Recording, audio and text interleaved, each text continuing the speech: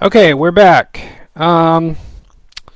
So I was able to transfer the slides to my phone, so hopefully we don't have the issue with the screen being too reflective. Luckily, I had this handy USB dongle thing that I was able to transfer the slides. The first, we have this meme that I posted the other day. Oh, it's still a little bit reflective, huh? Shit. Okay, so now you can see the equation. That's for the Planck length. LP is h bar g over c cubed, and you square root that to get the Planck length. H bar is the reduced Planck's constant. G is Newton's gravitational constant, and c is the speed of light in a vacuum. And when you put those three constants together in such a way, then you get the smallest, the theoretical smallest, the minimum possible measurable distance, meaning like physically meaningful distance. And then to my challenge question, I only got one real answer, and that's from Kyle Morrison. So here's the screenshot.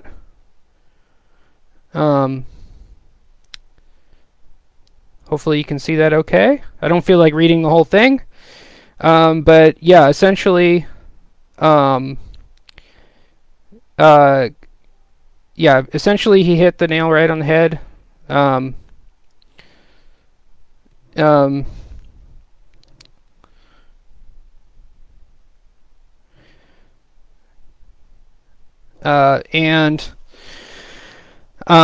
so in emergent gravity, we're actually quantizing space using Planck scale increments. And so for the two-dimensional holographic screen surfaces, like I found this image. It's sort of like a you can think of it as a crystal lattice. If you look into some solid state physics by searching around, then you can see crystal lattices, but usually those are like, on the order of angstroms, and the lattices that we're talking about here, the elements that you see in this image, these are on the order of the Planck scale, which are like extremely small. And remember, these are the smallest possible physically meaningful area units, right? So basically, like the way gravity is quantized here, these are like the smallest physically meaningful area units. So basically, you have these two-dimensional holographic surfaces that are sort of pixelated, and so you have basically like it's similar to a crystal lattice, except each pixel is like a unit of Planck area. So you take that LP that I showed you on the previous slide, and you square it, and each unit of area corresponds to one pixel, right? So you take those two-dimensional surfaces, and you quantize them in such a way. Now, what we've been talking about in previous videos, we've been talking about qubits, and so each of those area units would have one qubit of entropy, and so that's kind of what we've been building up to this whole time, right? So feel free to chime in with any questions. If I can make anything more clear, just let me know. Um, uh, and remember, the way that the particles are gravitating is, so you have a particle that's near these surfaces. You have a particle that's near the surfaces, and what's happening, or what I think is happening, is that the particles' frequencies are entangling with the qubits on the surface, and then when this tanglement occurs, then the particle is able to exchange information with the holographic surfaces, and then when they exchange information, then they're able to apply a thermodynamic force, and one of the directions of that force would be gravitation, right? And so that's kind of like, basically that's how emergent gravity works. And I believe that it's working through frequency entanglements between the qubits of the space and the particle that's being acted on by the gravitational force. So the Planck scale basically describes how the two-dimensional surfaces are quantized, and this is also in effect, this is also like how space itself is quantized as well, since we're sort of theorizing that, in a sense, the three-dimensional manifold plus time, that's 3 plus 1, right, or 4D, is in a sense like holographic from the two-dimensional surfaces. And so in a sense, all of the information about the space is stored as qubits on the two-dimensional surfaces. And with entanglement, you can almost think of the particle as like a holographic projection from the two-dimensional screen. Because if all of the particle's frequencies are entangled with the screen, then the information exists in both locations simultaneously, right? Okay, and then where was I going with that? Okay, so now I haven't decided how the surface pixels are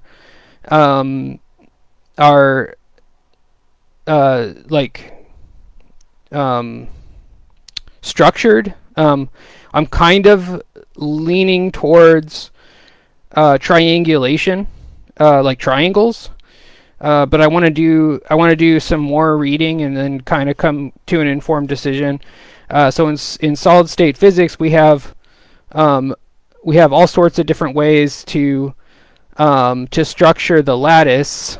So these would be like what they're calling like Euclidean. What are they calling it? Well, these are like some of the choices that you can use. If you use just like rectangular pixels, it works. That's like the top middle in this slide here. The rectangular pixels, those work, but we still need a way for the qubits to like communicate with one another. So for that, I'm looking into modeling cellular automata as like a model for how the pixels or the qubits will convey information to each other. And so that's one of the avenues that I want to look into next. And also, if we're dealing with like causal set like causal dynamical triangulations, causal set theory, these various areas of math, then that's going to have an effect on how the surface is actually partitioned, and the shapes that these pixels will take. Now, in the Newtonian gravity approximation, the square pixels work fine, and you can get Newtonian gravity derived from emergent gravity using square pixels, and they work fine. And naturally, we want to keep developing this model. So we need to figure out like how to actually put the lattice on the surface. So I hope I'm making sense here. And then just revisiting a few of the equations that we've already discussed. Before I get there, okay, so we've got Planck area, we've got Planck length. Let me not get too ahead of myself here. And we discussed crystal lattices from solid state, cellular automata. The three-dimensional pixels are sometimes called voxels. The particle frequency entanglements. Okay. All right. So now the surface area, or the area of the holographic surface, you can find that by basically you integrate the areas of all the pixels over the surface. That partial V here at the bottom. Oh my gosh, you can't see any of that. That curly dV on the integral. That's the surface itself, right? And then the long S, that's you're integrating, and then the circle is just saying that it's a closed surface, and then N is like a vector that's normal to the surface, and then you can think of dA, dA with an arrow on top. You can think of that as like the area of one pixel, right? So basically you're adding up the areas of all the pixels, and then you get the total surface area, and the total surface area is A. Now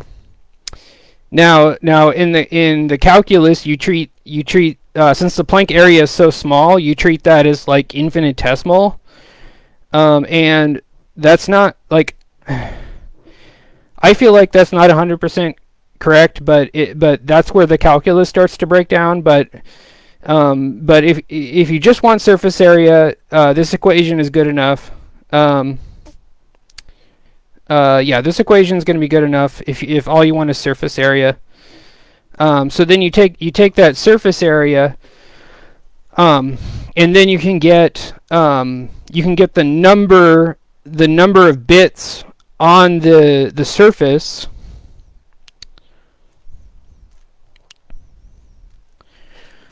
using this equation here. So this is n. This is the number of bits on the surface, and you can see that you have the area times the times one bit per Planck area. So basically, you just take the area, and then you get 1 bit per Planck area, and then that gives you the total number of Planck areas. The total number of Planck areas is the number of bits on the two-dimensional surface, and that n will get you the number of bits of entropy, and the number of bits. If you'll remember, in previous videos, I wrote out the wave equation at thermal equilibrium for n qubits. Now this is at thermal equilibrium, and if you want to write one that's not at thermal equilibrium, it's pretty much the same. You would just use this equation at the top. So this would be one qubit. Well, it's like a qubit quantum state, but the 0 and 1 bits don't have the same probabilities, right? So go back and watch the qubit video if you want to learn more about that. But as at thermal equilibrium, you can use this capital psi here. That's where the 0 and 1 bits have the same probability at thermal equilibrium, right? Now, so that's what we covered in previous videos, and you have n of those. So you have one qubit entropy per Planck area cell, or like a pixel, right? Like a pixel. And then you're able to build the voxels using a dimensional reduction from there. Oh,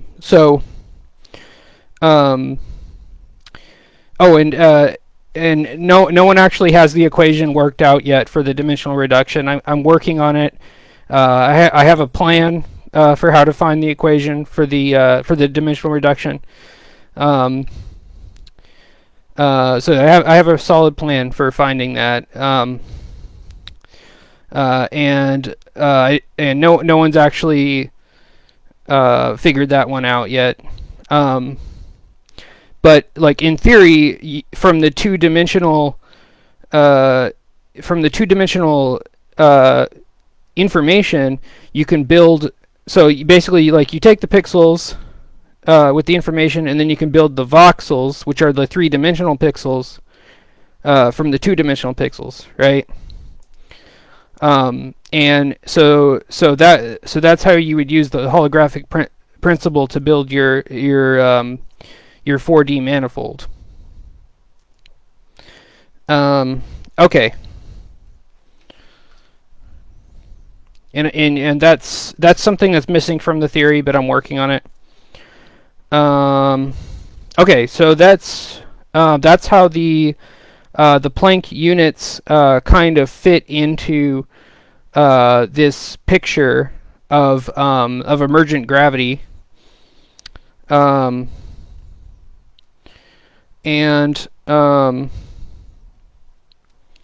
that's a lot to take in.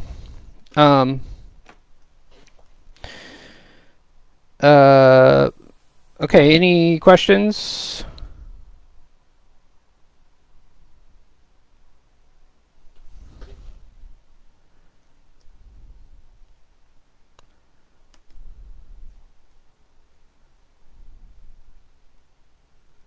Okay, well, have a great rest of your day.